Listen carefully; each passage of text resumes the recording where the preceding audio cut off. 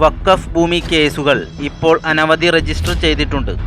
വഖഫ് ഭൂമി തിരിച്ചുപിടിക്കാൻ ചാവക്കാട് 37 കുടുംബങ്ങൾക്ക് നോട്ടീസ് നൽകിയിരിക്കുന്നുവെന്ന് മാധ്യമങ്ങൾ പറയുന്നു. ഇപ്പോൾ ഇതാ വഖഫ് ഭൂമി കേസ് ഹൈക്കോടതിയുടെ നിർണായക വിധി വന്നിരിക്കുന്നു.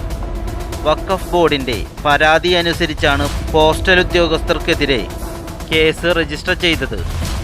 Calicut postal division senior superintendent, Marikunnu sub post master എന്നിവർക്കെതിരെയാണ് കേസ്. 1999 പ്രവർത്തനമാരംഭിച്ചതാണ് പോസ്റ്റ് ഓഫീസ്.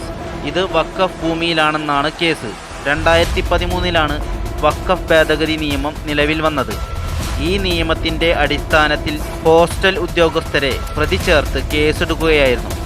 കോഴിക്കോട്ട് കോടതിയിൽ കേസിൻ്റെ നടപടികൾ പുരോഗമിക്കുന്നതിനിടെ പ്രതി ചേർക്കപ്പെട്ട പോസ്റ്റൽ ഉദ്യോഗസ്ഥർ ഹൈക്കോടതിയെ സമീപിച്ചത് വഖഫ് ഭേദഗതി നിയമമനുസരിച്ച് ഉദ്യോഗസ്ഥർക്കെതിരെ നടപടിയെടുക്കാനാവില്ല എന്ന് കോടതി വ്യക്തമാക്കി.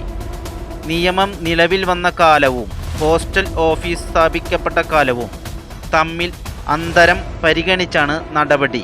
2023 സുപ്രീം കോടതി സമാന സ്വഭാവമുള്ള കേസിൻ്റെ ഉത്തരവിൽ ഇക്കാര്യം വ്യക്തമാക്കിയിരുന്നു.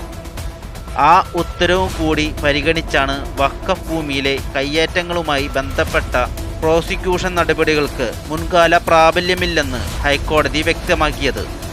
കോഴിക്കോട് 1ാം ക്ലാസ് മജിസ്ട്രേറ്റ് കോടതിയിലെ നടപടികളാണ് ഹൈക്കോടതി റദ്ദ് ചെയ്തത്. മുനമ്പം, ചാവക്കാട്, വയനാട് മേഖലകളിൽ വഖഫ് ബോർഡിൻ്റെ ഭൂമിയുമായി ബന്ധപ്പെട്ട് പ്രശ്നങ്ങൾ നിലനിൽക്കുന്നതിനിടെയാണ് കോടതിയുടെ ഈ നിർണായക വിധി.